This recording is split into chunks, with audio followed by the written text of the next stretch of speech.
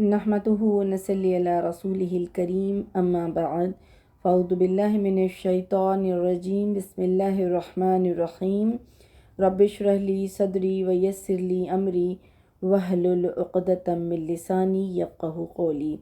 अस्सलामु अलैकुम व रहमतुल्लाहि व बरकातुहू।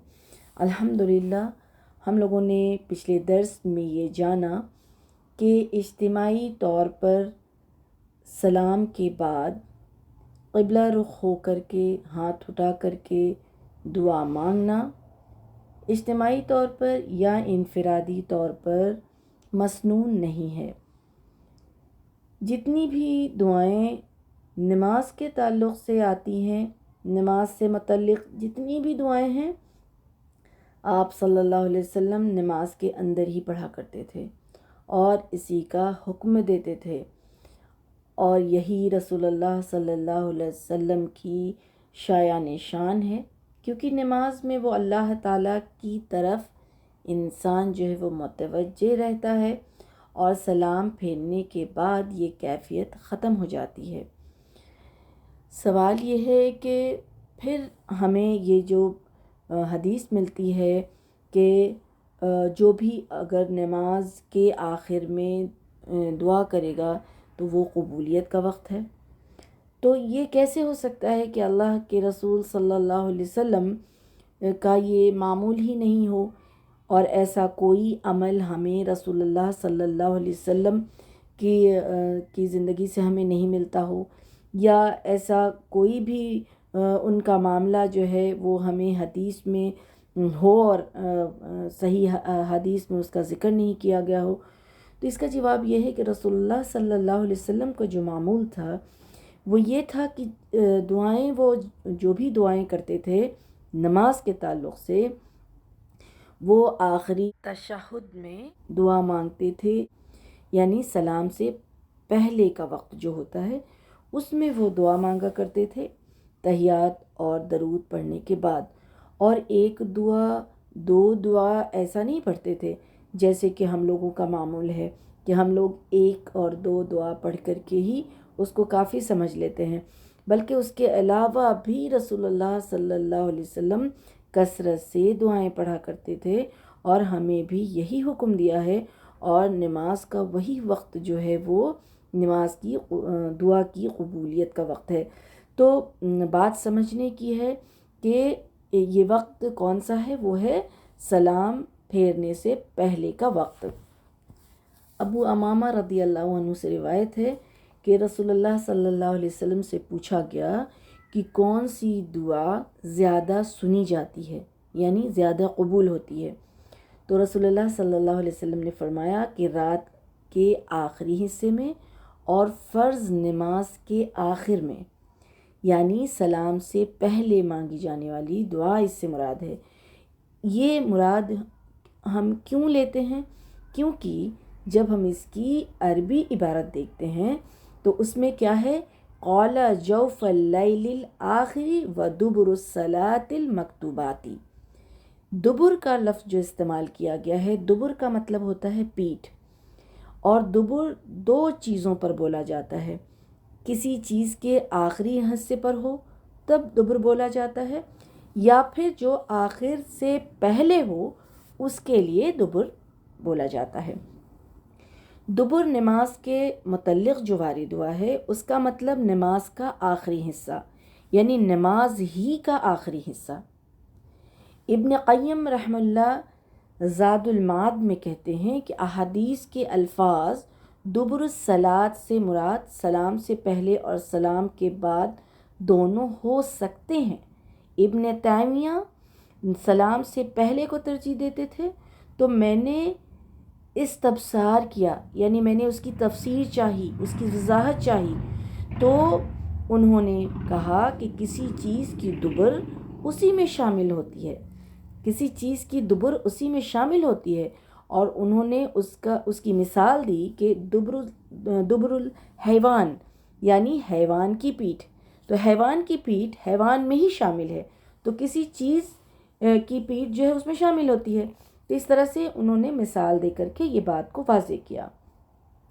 अहले इल्म इस बारे में एक उसूल ज़िक्र करते हैं کہ اگر احادیث میں دبر الصلاح کی قید کے ساتھ آنے والی تکبیر ہو، تحلیل ہو، موعظتین، آیت الکرسی جیسے ذکر اذکار ہوں، تو اس وقت دبر الصلاۃ سے مراد نماز کے بعد کا وقت ہوگا، کیونکہ یہ چیزیں نماز کے بعد ہی پڑھی جاتی ہیں۔ اگر دبر الصلاۃ کی نصوص دعا پر مشتمل ہو تو پھر دبر الصلاۃ کا مطلب نماز کا آخری حصہ یعنی سلام سے پہلے کا وقت ہوگا۔ اسی طرح سے ہم دیکھتے ہیں کہ شیخ عثیمین کہتے ہیں کہ دبر الصلاۃ کی قید کے ساتھ بیان کیا جانے والا اگر ذکر ہے تو وہ نماز کے بعد ہے، اور اگر دعا ہے تو وہ نماز کا آخری حصہ ہے یعنی سلام سے پہلے کا وقت۔ فرض نماز کے آخر میں دعا کی قبولیت سے مراد کون سی دعا ہوئی؟ وہ ہے سلام پھیرنے سے پہلے کا وقت، جس میں مسنون دعائیں بہت ساری ہمیں ملتی ہیں، اور دوسری سلام پھیرنے سے بعد مراد وہ دعائیں ہیں جو ہر نماز کے بعد رسول اللہ صلی اللہ علیہ وسلم کا معمول تھا اور جو ہمیں سکھائی ہے۔ اس کے علاوہ صبح شام کی دعائیں، اذکار جو رسول اللہ صلی اللہ علیہ وسلم خود بھی پڑھا کرتے تھے اور ہمیں بھی سکھایا ہے، اور جیسے کہ رسول اللہ صلی اللہ علیہ وسلم نے فرمایا کہ جس شخص نے آیت الکرسی فرض نماز کے بعد پڑھی اس کے اور جنت کے درمیان صرف موت کا فاصلہ رہ جاتا ہے۔ تو اس طرح کی جو بھی دعائیں ہمیں سکھائی گئی ہیں تو وہ نماز کے بعد ہے یعنی کہ سلام کے بعد ہے، ورنہ دوسری اور جو بھی دعائیں ہیں وہ سلام سے پہلے سکھائی گئی ہیں، اس کا تعلق جو ہے وہ سلام سے پہلے کا ہے۔ اصل میں دعا سے مراد یہی ہے جو رسول اللہ صلی اللہ علیہ وسلم تسلسل سے مانگا کرتے تھے، ان کا یہی معمول تھا۔ تو انشاءاللہ تعالی سلام سے پہلے قضا میں کون سی دعائیں رسول اللہ صلی اللہ علیہ وسلم پڑھتے تھے، تو آئیے وہ دعائیں جو رسول اللہ صلی اللہ علیہ وسلم نے خود بھی مانگی اور ہمیں بھی سکھائی وہ انشاءاللہ دیکھتے ہیں۔ تشہد کے تعلق سے رسول اللہ صلی اللہ علیہ وسلم نے فرمایا کہ شروعات کرے اللہ کے حمد و ثنا سے یعنی کہ تحیات سے، اس کے بعد نبی کریم صلی اللہ علیہ وسلم پر درود پڑھے، یعنی تحیات پڑھنا ہے، پھر کیا پڑھنا ہے؟ درود شریف پڑھنا ہے۔ اس کے بعد جو چاہے دعا کرے، یعنی کہ ہمیں یہ اختیار ہے کہ ہم جو چاہیں دعا مانگیں اللہ سبحانہ وتعالیٰ سے اپنی حاجت کے مطابق، جس کی جو بھی مرضی ہے وہ اس وقت دعا اللہ سبحانہ وتعالیٰ سے مانگ سکتا ہے۔ ان دعاؤں میں مسنون دعائیں ہوں گی اور قرآنی دعائیں ہوں گی جو ہم اس وقت مانگیں، کیونکہ اس وقت دعا کی قبولیت کا وقت ہے، بہت ہی اہم وقت ہے، تو اس وقت ہم زیادہ سے زیادہ دعائیں مانگنے کی کوشش کریں انشاءاللہ تعالی۔ پہلی دعا ہم دیکھیں کہ وہ کیا ہے، کہ رسول اللہ صلی اللہ علیہ وسلم سے کون سی دعا سکھائی ہے جو ہمیں بخاری اور مسلم میں ملتی ہے، وہ ہے اللہم انی ظلمت نفسی ظلما کثیرا ولا یغفر الذنوب الا انت فاغفر لی مغفرۃ من عندک وارحمنی انک انت الغفور الرحیم۔ بہت ہی پیاری دعا ہے، اس میں اللہ سبحانہ وتعالیٰ سے ہم لوگ اپنے گناہوں کی معافی طلب کرتے ہیں جو ہم لوگوں نے اپنی جانوں پر ظلم کیا گناہ کر کے، اور اللہ سبحانہ وتعالیٰ سے رحم کی درخواست کرتے ہیں، اور کیونکہ اللہ سبحانہ وتعالیٰ ہی بہت بخشنے والا اور مہربان ہے۔ دوسری دعا جو ہمیں حضرت عائشہ رضی اللہ عنہا کی روایت سے ملتی ہے، وہ جو رسول اللہ صلی اللہ علیہ وسلم سلام پھیرنے سے پہلے پڑھا کرتے تھے، وہ ہے اللہم انی اعوذ بک من عذاب القبر واعوذ بک من فتنة المسیح الدجال واعوذ بک من فتنة المحیا وفتنة الممات اللہم انی اعوذ بک من المأثم والمغرم۔ یہ بھی بخاری اور مسلم میں ہمیں یہ دعا ملتی ہے، اور اس دعا کو رسول اللہ صلی اللہ علیہ وسلم صحابہ کرام کو ایسے سکھایا کرتے تھے جیسے کہ قرآن کی تعلیم دیتے تھے۔ صحابہ کرام بھی اس کا جو ہے اہتمام کیا کرتے تھے، اور ہمیں اس کی اہمیت ایک تابعین میں سے ہیں طاؤس رضی اللہ عنہ، ان کے عمل سے ملتا ہے کہ جب انہوں نے اپنے بچے کو دعا سکھائی اور پھر نماز جب بچے نے پڑھی تو انہوں نے یہ دریافت کیا، اپنے بچے سے پوچھا کہ بیٹے تم نے کیا یہ دعا پڑھی ہے؟ تو بچے نے کہا کہ نہیں۔ تو انہوں نے کہا کہ جاؤ پھر سے نماز پڑھو۔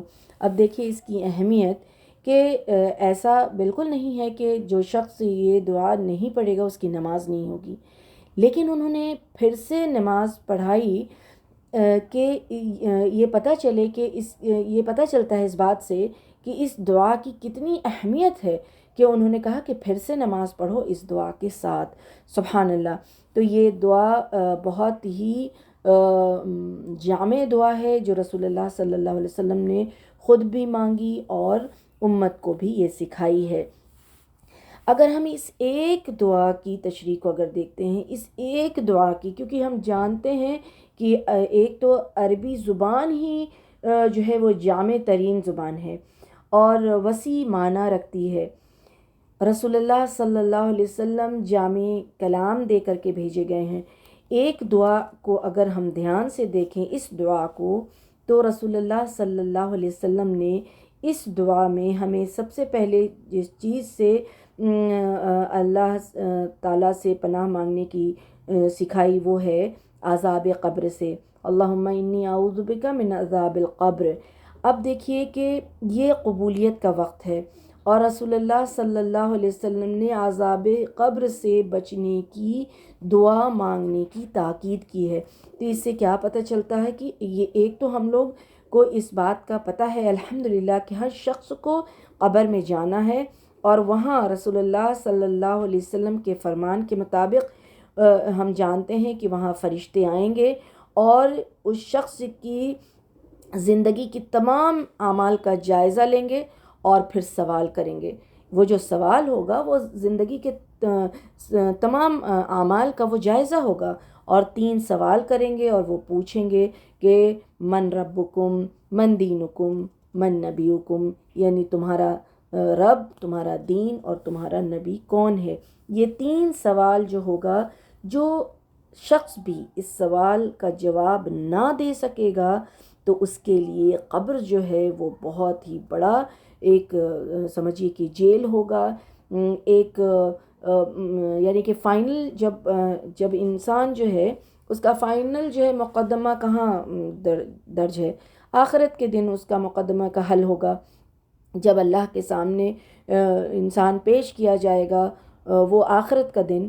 لیکن اس کے پہلے قبر میں یہ سوال پوچھ کر کے اور اس میں یہ چیز بتائی جائے گی کہ یہ انسان جو جواب نہ دے سکا یعنی کہ یہ اب فیل ہے، تو پھر اب فائنل تو اللہ سبحانہ وتعالیٰ آخرت میں کریں گے، لیکن ابھی ہی اس کو ایک جیل میں ڈال دیا جائے گا، یعنی ایک چھوٹا سا عذاب کا گھر یہ بن جائے گا۔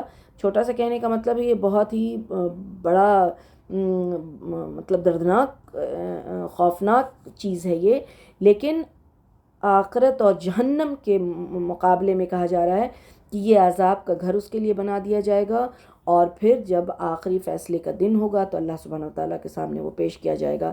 تو اس سے پتہ یہ چلا کہ قبر جو ہے وہ کس قدر خوفناک اور کس قدر جو ہے خطرناک چیز ہے۔ تو اس لیے رسول اللہ صلی اللہ علیہ وسلم نے ہمیں یہ دعا کی تعلیم دی ہے کہ ہم یہ دعا مانگیں اور عذاب قبر سے ہم بچیں اللہ سبحانہ وتعالیٰ کی توفیق سے۔ اللہ اکبر۔ اسی طرح سے چھوٹی چھوٹی دعائیں بھی ہیں، اس سے بچنے کی، لیکن ایک جامع ترین ایک دعا ہم پڑھتے ہیں تو دیکھیے سب سے پہلے تو عذاب قبر، اس کے بعد جو ہے وہ مسیح دجال سے ہے۔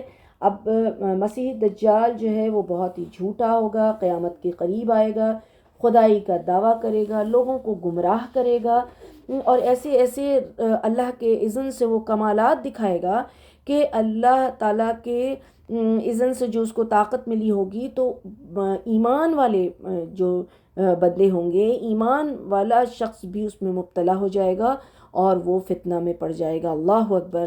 تو اللہ سبحانہ وتعالیٰ نے اللہ سبحانہ و تعالیٰ کی توفیق سے اگر ہم یہ دعا پڑھتے ہیں تو اس کے فتنے سے بھی بچ جائیں گے۔ یہ رسول اللہ صلی اللہ علیہ وسلم نے ہمیں اپنی زندگی میں اس چیز سے بچنے کی تعلیم دی کہ ہم یہ دعا مانگیں۔ کہ اب یہ دیکھیں کہ جس کی زندگی میں دجال نہیں آیا اور وہ پہلے ہی چلا گیا، لیکن اس دعا کے مانگنے سے کیا اس کو فائدہ ہوگا؟ اللہ تعالیٰ اس دعا کی برکت سے اس شخص کو دجالی صفت کے لوگوں کے شر سے، اس کے فتنے سے محفوظ رکھے گا۔ سبحان اللہ! یعنی وہ دجال کا وقت نہ دیکھ سکے گا وہ شخص، اس دعا کو پڑھنے والا، تو اس کو فائدہ کیا ہوگا کہ دجالی صفت کے لوگ، یعنی ویسے جھوٹے کذاب فتنہ میں ڈالنے والے جو لوگ ہوں گے، اس کے شر اور فتنے سے انسان جو ہے وہ محفوظ رہ جائے گا اللہ کے اذن سے۔ سبحان اللہ! تو اللہ تعالیٰ اس کو محفوظ رکھے گا۔ اسی طرح سے جو دعا میں ہے وہ زندگی کے فتنے سے۔ اللہ اکبر! دیکھیے انسان کی زندگی، رسول اللہ صلی اللہ علیہ وسلم نے یہ دعا سکھائی ہے، انسان کی پوری زندگی جو ہے وہ فتنہ میں اگر پڑی کسی کی، تو مطلب یہ زندگی جو ہے اس میں جو ہے فتنہ ہر طرح سے آتا رہتا ہے، بچپن سے لے کر کے جوانی اور بڑھاپا، جتنی بھی زندگی اللہ سبحانہ و تعالیٰ جس کو دیتا ہے، تو جس سے بچاؤ مانگنا اللہ سبحانہ و تعالیٰ سے بہت ضروری ہے۔ کہ کوئی شک نہیں ہے کہ انسان کی زندگی جو ہے بچپن سے لے کر کے بڑا جب ہوتا ہے تو اس پوری زندگی جو ہے، اس میں تو کوئی شک نہیں ہے نا کہ یہ امتحان کی جگہ ہے، زندگی امتحان ہے، یہ دنیا امتحان کی جگہ ہے، تو فتنہ تو آئے گا۔ اب ایک چیز کو اگر لیں، زندگی کے فتنے کے بارے میں ہے کہ زندگی کے فتنے سے اللہ سبحانہ و تعالیٰ محفوظ رکھے، حفاظت فرمائے۔ تو زندگی کا فتنہ کیا ہے؟ اگر ایک انسان لے عورت اور مرد کی جوانی کا فتنہ، اللہ اکبر! تو یہ کتنا بڑا فتنہ ہے کہ انسان اس میں اگر جوانی اللہ کی مرضی کے مطابق گزرے تو یہ اللہ کی بہت بڑی رحمت ہوگی، پھر تو ان پر فرشتے بھی رشک کریں گے۔ لیکن اگر کسی کی جوانی، چاہے وہ مرد ہو یا عورت ہو، اس کی جوانی اگر اللہ سبحانہ و تعالیٰ کی نافرمانی میں، اس کے اپنے نفس کی پیروی میں گزری، تو پھر اس کی زندگی میں کتنا بڑا فتنہ برپا ہوگا، وہ ہم اور آپ جو ہے اس کا اندازہ نہیں لگا سکتے، وہ کتنی بڑی چیز ہے۔ اسی طرح کیونکہ فتنے سے بچنا، سب سے پہلے تو اس چیز کو سمجھ لینا ہے کہ کسی بھی فتنے سے بچنا انسان کے بس کی بات نہیں ہے، جب تک کہ اللہ سبحانہ و تعالیٰ کی توفیق اور مدد شامل نہیں ہو۔ کوئی شخص نہ تو برائی سے بچ سکتا ہے اور نہ نیکی کر سکتا ہے بغیر اللہ کے اذن کے، بغیر اللہ کی توفیق کے، بغیر اللہ کی مدد کے۔ اسی لیے تو لا حول ولا قوت الا باللہ، کیا معنی ہے اس کا؟ اس کا مطلب تو یہی ہے کہ ہم اللہ کی توفیق اور مدد کے بغیر نہ تو برائی سے بچ سکتے ہیں اور نہ نیکی کر سکتے ہیں۔ اس لیے فتنہ زندگی سے بچنے کا نماز کے اندر جو ہے اللہ سے دعا کرنا جو ہے اتنا ضروری ہے۔ پھر انسان زندگی ہے، یہ زندگی ہے، پھر انسان اگر بیوی بچے کے فتنے میں پڑ جائے، مال کے فتنے میں پڑ جائے، علم کے فتنے میں پڑ جائے، اقدار اور عہدے کے فتنے میں پڑ جائے، تو اللہ اکبر کیا بنے گا انسان کا؟ تو اللہ سبحانہ و تعالیٰ محفوظ رکھتا ہے فتنے سے، شر اور فتنے سے محفوظ رکھتا ہے ہر اس شخص کو۔ زندگی کے فتنے سے اگر کوئی شخص بچ جائے تو اس سے بڑا خوش نصیب انسان کیا ہوگا کہ اس کا مال اس کے لیے فتنہ نہ بنے، اس کا علم اس کے لیے فتنہ نہ بنے، اس کی اقدار اور اس کا عہدہ اس کے لیے فتنہ نہ بنے، اس کے بیوی بچے، اس کے شوہر، اس کے گھر والے، اس کے قرابت دار، اس کے رشتہ دار، اس کے پڑوسی، مسکین، غریب۔ سبحان اللہ! زندگی کے جو سارے مراحل ہیں اس سے انسان گزرتا جاتا ہے، تو اگر یہ دعا پڑھے گا سبحان اللہ، تو اللہ سبحانہ و تعالیٰ اللہ کی مرضی کے مطابق بسر کر سکتا ہے۔ انشاءاللہ اللہ کی مدد شامل حال ہوگی، تو پھر تو اس کی زندگی سراسر اللہ سبحانہ و تعالیٰ کی رحمت پر ہوگی، اور اگر شر میں پڑ گیا تو پھر تو وہ فتنے میں پڑ گیا۔ تو یہ کتنی بڑی دعا ہے۔ اس کے علاوہ ہم لوگ جو اتنی ساری دعائیں، اب سلام پھیر کر کے جو ہاتھ اٹھا کر کے دعائیں کرتے ہیں، تو ہم اس سے زیادہ اور کیا دعا مانگ سکتے ہیں؟ اگر ہم سوچیں تو ایک انسان اگر ان چیزوں سے بچ جاتا ہے، ان چیزوں کے فتنے سے بچ جاتا ہے، زندگی کے فتنے سے بچ گیا، تو پھر تو سبحان اللہ، اب کیا ضرورت پڑے گی کہ اللہ سبحانہ وتعالیٰ سے مانگے؟ اس کی زندگی تو جو ہے وہ پوری کی پوری زندگی ہی اس کی چین سکون کی ہو گئی، اور آخرت بھی اس کا چین سکون کا ہو گیا، سبحان اللہ۔ تو اس کا مطلب یہ نہیں ہے کہ دوسری دعائیں نہیں مانگنی ہے، لیکن کیونکہ جو مسنون ہے وہ مانگنی ہے الحمدللہ۔ لیکن یہاں بتانے کا مقصد یہ ہے کہ یہ کتنی جامع ترین دعا ہے، سبحان اللہ۔ اللہ سبحانہ وتعالیٰ کی رحمت شامل حال ہو تو پھر زندگی کے فتنے سے انسان بچ جائے گا، اور یہ دعا سکھائیے۔ اب اس میں ہے موت کا فتنہ۔ موت کا فتنہ کیا ہے؟ ہم سب جانتے ہیں کہ ہر انسان کا خاتمہ جو ہے وہ برحق ہے، اس کا خاتمہ ہونا ہے، یعنی موت کا آنا ہے۔ اور پھر موت جب آتا ہے تو وہ وقت جو ہے وہ نہایت بے کسی اور بے بسی کا وقت ہوتا ہے، اور ایسا اضطراب کا معاملہ ہوتا ہے کہ اس وقت اس کے لیے، اس شخص کے لیے شیطان جو ہے اس وقت مرنے والے کو گمراہ کرنے کے لیے بہت زیادہ جو ہے اپنا زور لگاتا ہے، بہت زیادہ زور لگاتا ہے۔ بس جو وہ عالم نزع ہے، وہ جو وقت ہے نزع کا، یعنی موت کا جو وقت ہے، شیطانی حملے سے جو ہے وہ بہت بڑا فتنے کا وقت ہو جاتا ہے، یعنی شیطان جو ہے وہ حملہ کرتا ہے، وہ شخص جو ہے وہ نعوذ باللہ، وہ اللہ سبحانہ وتعالیٰ ہر کلمہ پڑھنے والے ہر مسلمان کی حفاظت فرمائے کہ وہ اس وقت جو ہے وہ گمراہ ہو جائے۔ تو اس وقت تو موت سے بھی پناہ مانگی گئی ہے، یعنی فتنہ موت سے بھی پناہ مانگی گئی ہے کہ اس وقت اللہ تعالیٰ کے حکم سے، یعنی کہ نزع کے عالم میں شیطانی حملوں سے بچانا، خاتمہ ایمان پر کرنا، اور ثابت قدم رہ کر ایمان جو ہے وہ سلامت رہے۔ تو سبحان اللہ، یہ کتنی بڑی دعا ہے کہ ایک شخص اگر نزع کی سختیوں میں بھی اور اس جو ہے بے ہوشیوں میں بھی اپنے آپ کو یعنی ثابت قدم رکھ سکے اللہ کے حکم سے، تو اللہ سبحانہ وتعالیٰ اس دعا کے پڑھنے والے کو ثابت قدم رکھے گا، ایمان کی سلامتی کے ساتھ اس کا خاتمہ ہوگا۔ سبحان اللہ، تو یہ کتنی جامع ترین دعا ہے جو رسول اللہ صلی اللہ علیہ وسلم نے امت کو سکھائی ہے۔ اور اس دعا میں اور کیا ہے؟ گناہ سے پناہ۔ معصم کیا ہے؟ گناہ ہے، گناہ سے۔ سبحان اللہ، تو اب ہم اور آپ یہ سوچیں کہ ایک انسان جو ہے وہ گناہ سے اللہ کی پناہ میں آتا ہے، تو گناہ انسان نہ کرے، زندگی صرف اللہ سبحانہ وتعالیٰ کی فرما برداری میں گزر جائے اور اللہ سبحانہ وتعالیٰ کی رضامندی والے کام میں گزر جائے، سبحان اللہ، تو وہ کتنا بڑا خوش نصیب انسان ہوگا۔ تو گناہ سے پناہ مانگنے۔ پھر کیا ہے؟ قرض سے عافیت۔ اس دعا میں قرض سے عافیت کی دعا ہے۔ قرض جو ہے وہ بہت ہی بری چیز ہے۔ انسان کو دنیا میں یعنی زندگی میں جو قرض جو ہے بہت دفعہ جو ہے وہ ذلیل کرتی ہے، یعنی زندگی اس کی جو ہے کسی کے سامنے ہاتھ پھیلانا اور ذلت کی زندگی جو ہے اس کا سامنا کرنا پڑتا ہے۔ کبھی تو ہے قرض لے کر کے جو قرض میں مبتلا ہوتا ہے، کبھی اس سے جو ہے وہ کبھی اس کو جھوٹ بولنا پڑتا ہے اس کی وجہ سے، قرض کی وجہ سے، کیونکہ اس کی ادائیگی میں مشکل ہوتا ہے، تو بہت ساری پریشانی اور بہت سارے خرابی اور گناہ میں انسان پڑ جاتا ہے۔ پھر اسی طرح سے آخرت میں بھی وہ جو ہے وہ قرض نہیں چھوڑتی ہے، یعنی ایک قرض دار جو ہے اس کے لیے وہ آفت بن جاتی ہے وہ قرض جو ہے۔ تو اس طرح سے قرض وہ بہت بری چیز ہے۔ تو رسول اللہ صلی اللہ علیہ وسلم نے ہمیں یہ دعا سکھائی کہ ہم اس قرض سے بھی بچیں اور دین اور دنیا میں جو ہے سکون سے رہیں، سبحان اللہ۔ تو اتنی بڑی دعا ہے، اب اس سے زیادہ جو ہے کیا دعا ہوگی؟ اس کے علاوہ بھی ہم اور کیا چاہتے ہیں؟